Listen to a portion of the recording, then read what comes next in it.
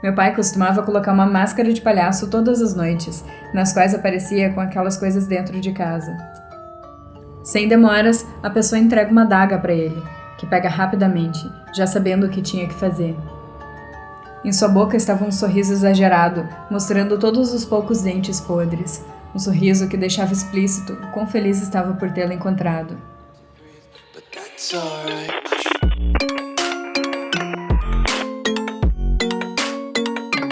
Oi pessoas, aqui é a Carol. Sejam bem-vindos a mais um Terror Remake. Nesse quadro, eu leio histórias de terror que meus inscritos me enviaram enquanto eu faço a minha maquiagem. Hoje vai ser um pouquinho também enquanto eu faço o meu cabelo, mas enfim. Se você gosta de histórias de terror e coisas assim, não esquece de se inscrever aqui no canal, tá? E é isso, chega de enrolar então, vamos começar.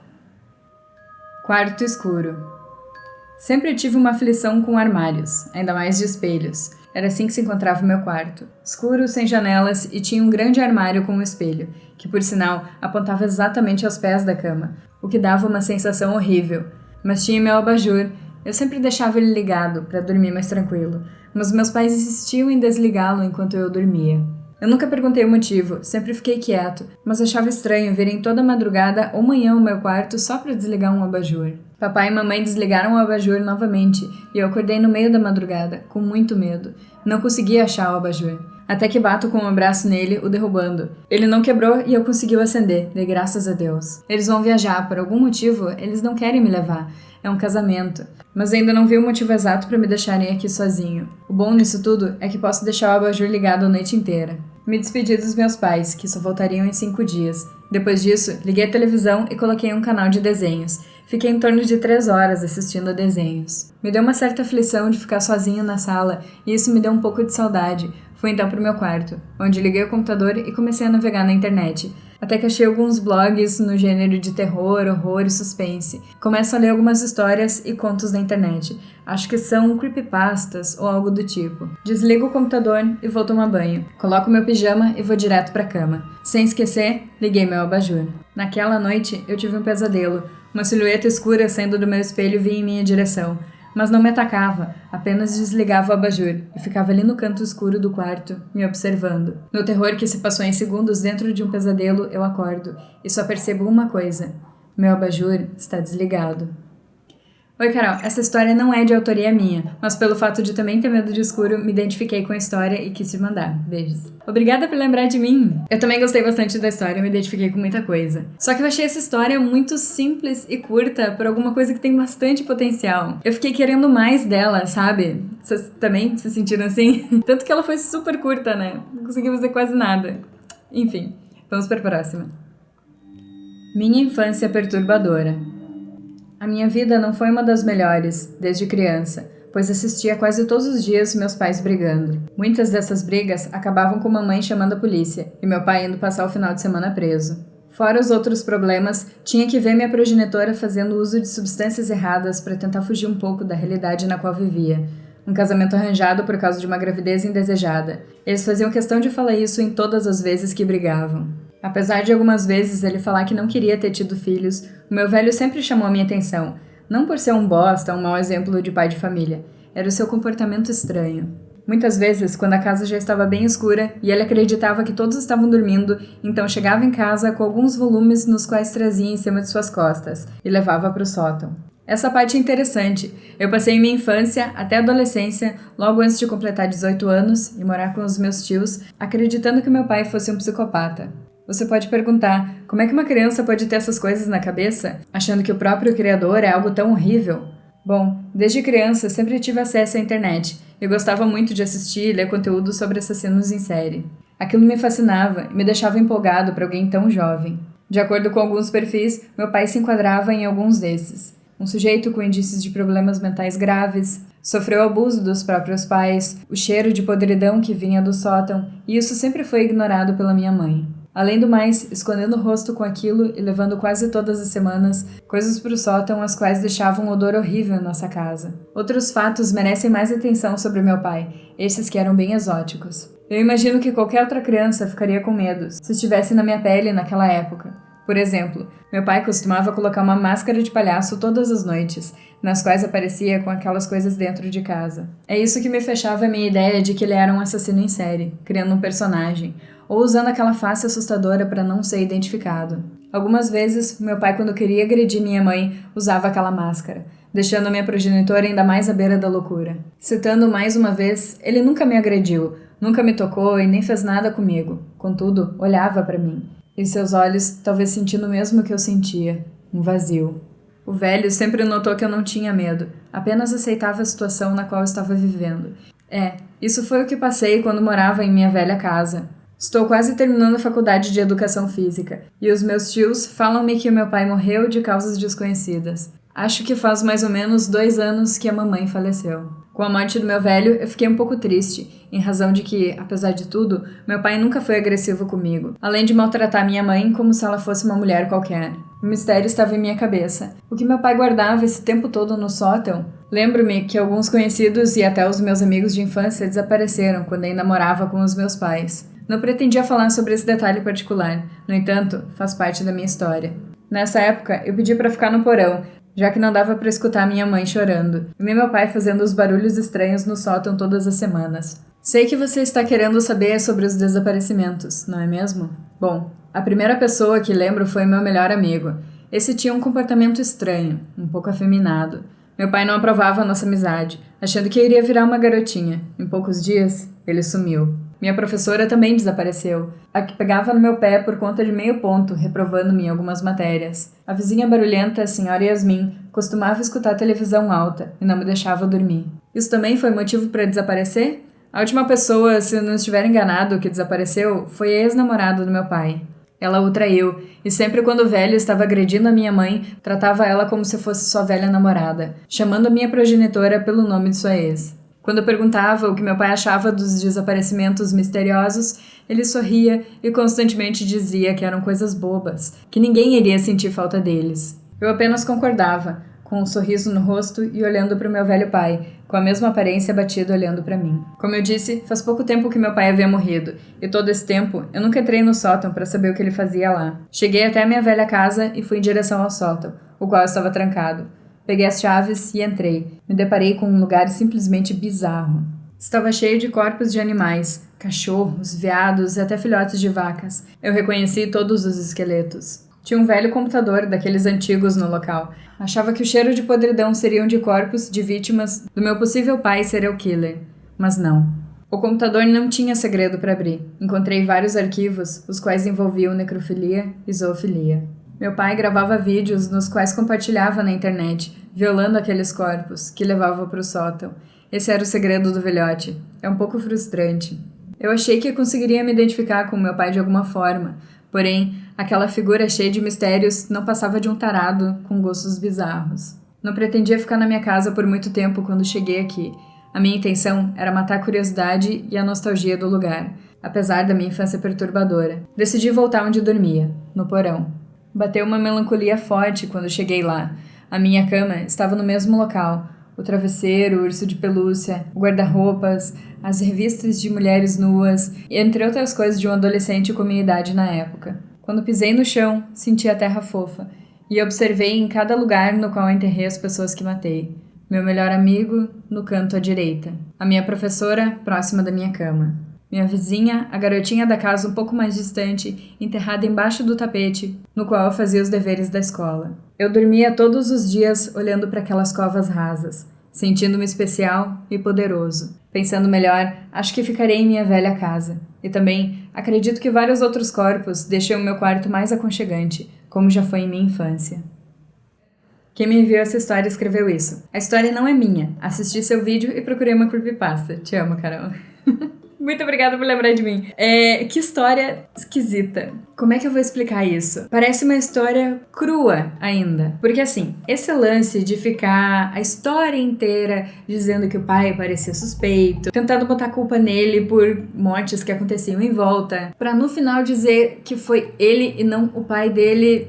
Quando usado em excesso isso, parece forçado. Se só tivesse sido mencionado no início da história ali, rapidinho, plantado aquela dúvida ali na gente, daí não fala mais sobre isso, pra daí no final revelar que foi ele, não o pai dele, aí fica massa, porque daí tem esse plot twist, sabe? Fora ali o negócio com os animais, não teve nada tão...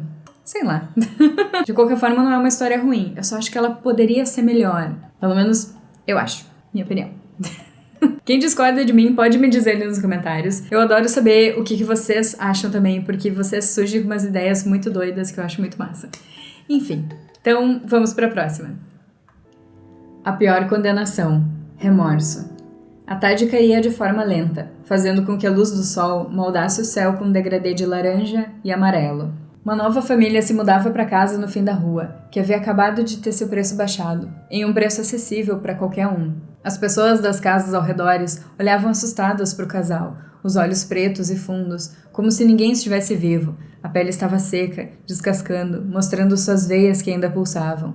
O casal ignorou todos os vizinhos, pensando em ser feliz e ter uma nova vida. Quando tudo já estava no imóvel, o silêncio toma conta da rua. As luzes acendem e uma enorme lua surge no céu estrelado e escuro. James e Maria, os novos moradores, sentam-se em uma poltrona já velha, que acompanhava a família de Maria há muitas gerações. Um grito seco ecoa de repente dentro da casa. James iria verificar o que era, mas sua esposa o deteve, o mantendo perto de si, temendo ficar sozinha. — Você ouviu o grito?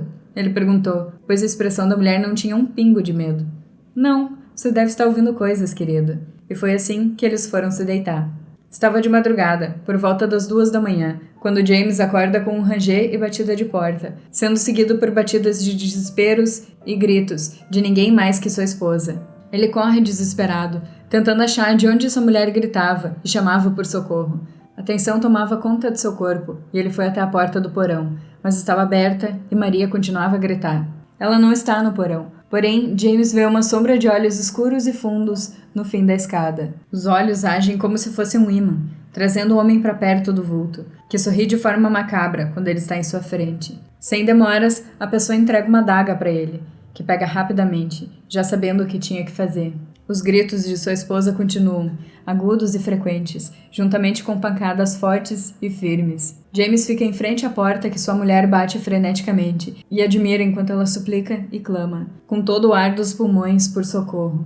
Ele abre a porta e ela cai no chão em sua frente. O coração acelerado agora se amenizava, o alívio em seu rosto era visível e seu corpo não fica mais tenso. James abaixa em sua frente e então um trovão ecoa, o que era estranho, pois não estava chovendo. Maria encara seu marido e um desespero começa a tomar conta de si, os olhos fundos e escuros, a pele começando a descascar, mas suas veias estão pulsando. Desesperada, ela corre da casa com todo o fôlego que sobrou em seu corpo, mas assim que abre a porta principal para fugir da casa, seu corpo é puxado para trás por alguém com uma força sobrenatural.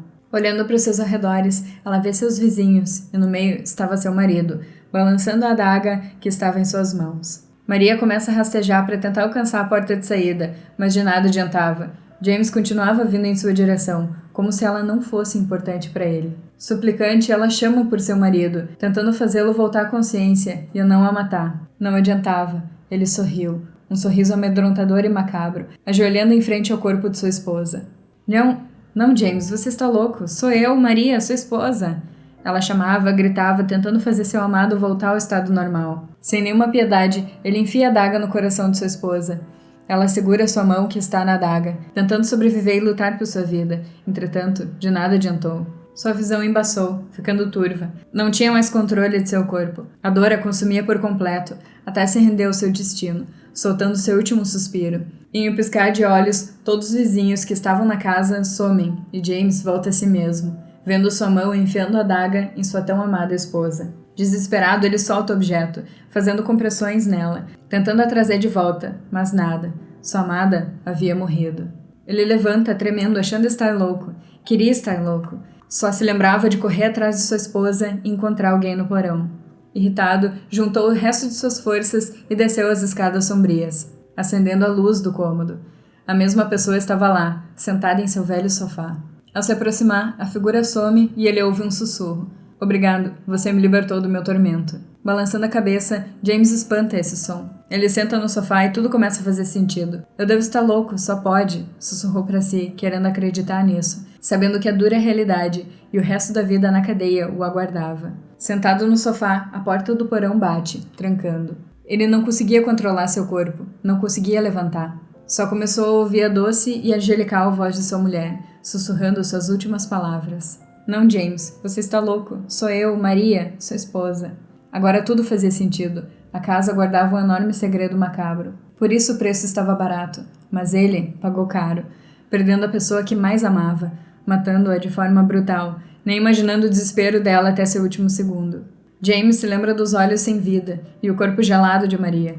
E então a voz repete, repete e repete.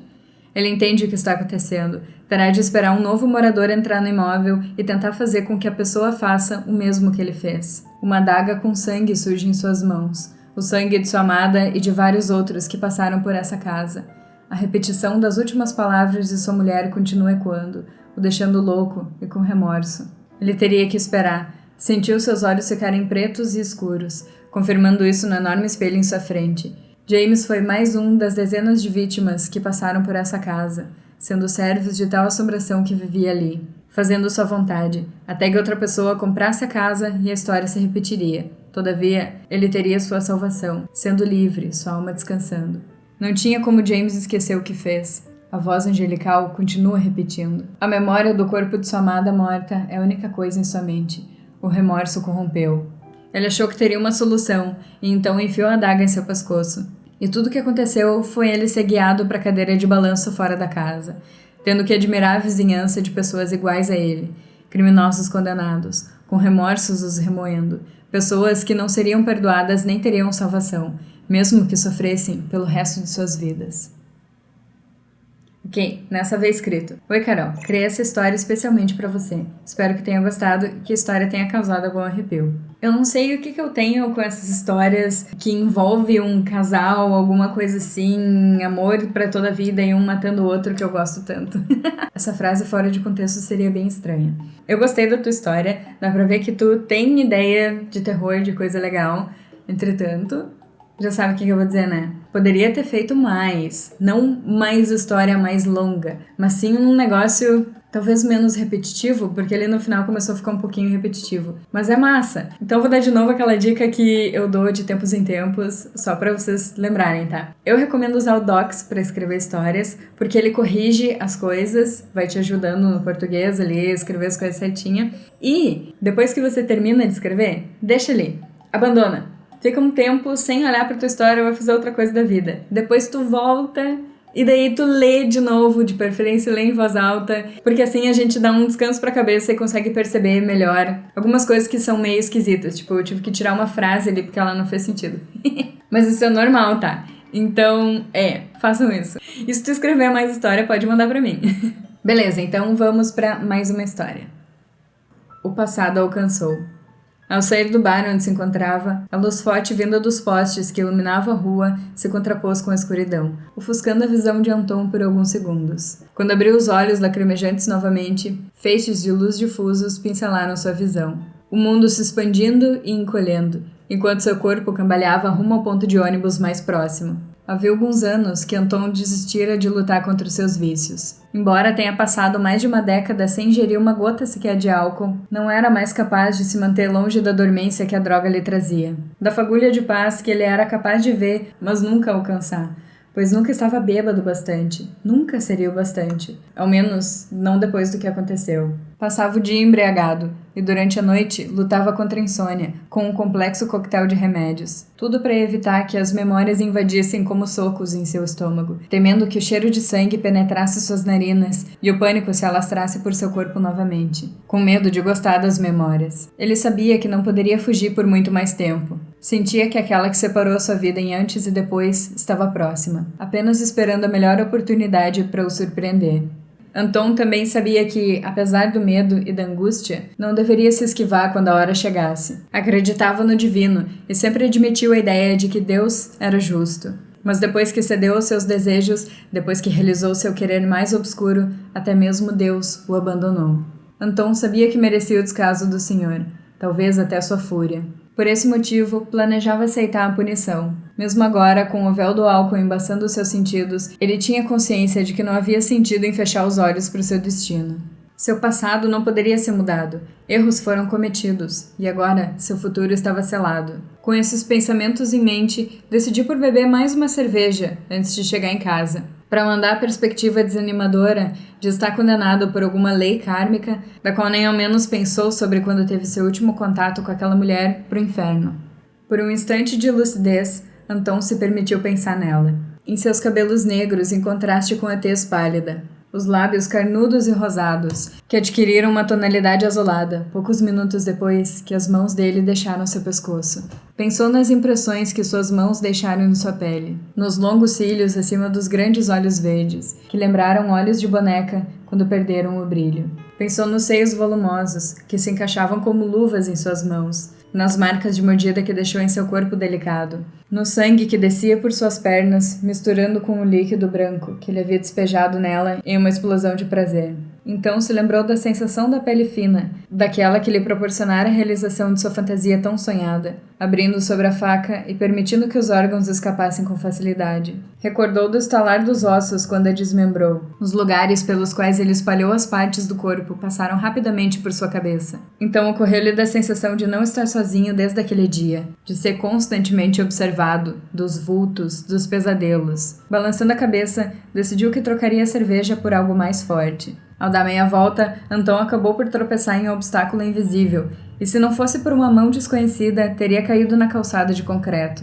Levantando os olhos, em busca do rosto daquele que o ajudou, não viu nada além do céu escuro da noite. A lua brilhando fantasmagórica no céu, rindo dele. Ele passou a mão pelos cabelos oleosos e salpicado de fios brancos, confuso. Certamente, alguém o segurara. Havia sentido a pressão forte em seu braço. Optou por ignorar o ocorrido. Talvez estivesse experimentando novos efeitos do álcool, no fim das contas. Optou por ignorar o ocorrido. Havia aprendido há algum tempo que não se deve levar a sério tudo que se vê quando está entorpecido. Mas quando voltou sua visão para o caminho até o bar, sua boca se abriu em um grito mudo. Seu corpo se tornou gelado, seus pelos se arrepiaram e seu coração deu um salto tão absurdo que poderia ter escapado comicamente pela boca, como em um desenho animado. Era ela, deformada pela decomposição, mas era ela. Anton conseguia ver que seus membros foram costurados por linhas grossas pretas, com pontos regulares, e que um líquido viscoso saía de onde as partes se encontravam, desenhando caminhos sangrentos por todo o corpo desfigurado. A aparição usava a mesma roupa daquela noite, percebeu ele. Uma camisola longa e branca, cheia de babados e rendas, agora coberta de sangue, terra e outras substâncias que Anton não se atrevia a adivinhar a origem. Segurava em seus braços seus próprios órgãos ensanguentados, como uma mãe segurando seu filho recém-nascido. Ele fixou seu olhar involuntariamente num pedaço comprido de carne, escapando do abraço apertado de sua dona, e a imagem lhe provocou uma onda de náuseas. Seus olhos, que costumavam ser brilhantes e inocentes, agora se acendiam em vermelho e clamavam por vingança. Em sua boca estava um sorriso exagerado, mostrando todos os poucos dentes podres. Um sorriso que deixava explícito o quão feliz estava por tê-la encontrado. O quanto ficaria satisfeita quando o transformasse em um monte desfigurado de carne e fluidos. Aquilo começou a andar em direção a ele, lentamente, sem pressa, como se estivesse saboreando o momento, como se tivesse todo o tempo do mundo. Anton ficou simplesmente paralisado. Não conseguia se mover, nem ao menos um dedo. Era como se todo o seu corpo estivesse fora de seu controle, congelado por um vento que nunca chegou. Queria implorar, chorar, gritar, suplicar por perdão. Queria chamar por sua mãe, seu pai, por Deus, por qualquer um que pudesse salvá-lo, mas simplesmente não era capaz. Seu corpo não obedecia, estava o traindo. Quando a mulher chegou a um braço de distância, sentiu uma dor aguda atrás de suas pernas, golpeadas por uma força oculta, e seus joelhos cederam, o deixando alguns centímetros mais baixo que ela. Anton não ficou surpreso quando ela o pegou pela garganta, soltando todas as suas entranhas no chão aos seus pés. Mas se assustou ao descobrir a força que aquelas mãos pequenas agora tinham, considerando que um dia foram tão facilmente dominadas. Ele sentiu as unhas se afundando em sua carne, o sangue viscoso escorrendo por seu pescoço e se misturando com o suor, o medo o deixando cego e desesperado. Finalmente sentiu suas lágrimas começarem a brotar em seus olhos, tornando sua visão embaçada. A assombração se aproximou ainda mais, e sem conseguir acreditar, Anton a observou enquanto seus lábios se juntavam. Seus pensamentos confusos registraram primeiramente o gosto horrível, uma mistura de podridão, morte e ferro. E então, notou que à medida que a mulher se afastava, podia ver uma linha nevoada saindo de sua boca e flutuando para ela. Sentiu sua bexiga soltar e suas calças jeans ficando molhadas. Ela estava sugando sua alma, roubando sua essência. Anton observou com terror que ela voltou a sorrir, e foi aí que ele se deu conta. Seu castigo não seria a morte. Seu castigo seria viver para sempre, sendo atormentado na escuridão dentro daquela mulher, a qual sua vida fora ceifada por ele. Recadinho. Oi, Carol. Escrevi esse conto pensando exclusivamente no terror remake. Pensei nas coisas que mais me dão medo ou que acho mais absurdas. Escrevo desde que tinha 14 anos, tenho 22 atualmente, mas geralmente apenas romances fofinhos. Escrever algo fora da rotina sim foi uma experiência legal pra mim e espero que tenha te feito sentir algo. Desculpa qualquer erro de português. Spoiler, escrevi isso em horário de trabalho. Eu amei a tua história, e conforme eu lia mais eu morria de agonia. Eu fiquei completamente hipnotizada. E isso só reforça ainda mais aquela minha ideia que eu tenho de que as pessoas que normalmente escrevem romance são as melhores pessoas, os melhores detalhistas pra escrever histórias de terror. É sensacional. A pessoa acostumada a escrever uns negócios amorzinho, e vai escrever terror, escreve tripa. É sensacional. Quando você quiser escrever mais, se quiser enviar pra cá, eu vou amar. Todo mundo que tá ouvindo aqui vai amar, eu tenho certeza. E essas foram as escolhidas de hoje. Muito obrigada a todos que enviaram suas histórias. E se a tua não apareceu ainda, calma que um dia a gente chega lá. Eu repito tanto essa frasezinha que ela sai super natural já de mim. Aposto que tem gente que repete isso comigo. Mas pra tua história aparecer aqui, só vale se você mandar pelo meu site. Eu vou deixar um link na descrição desse vídeo e num fixado nos comentários. É só clicar lá, preencher e enviar bem facinho. A minha preferida de hoje, eu não preciso dizer nada, né? Foi essa última. Simplesmente perfeição.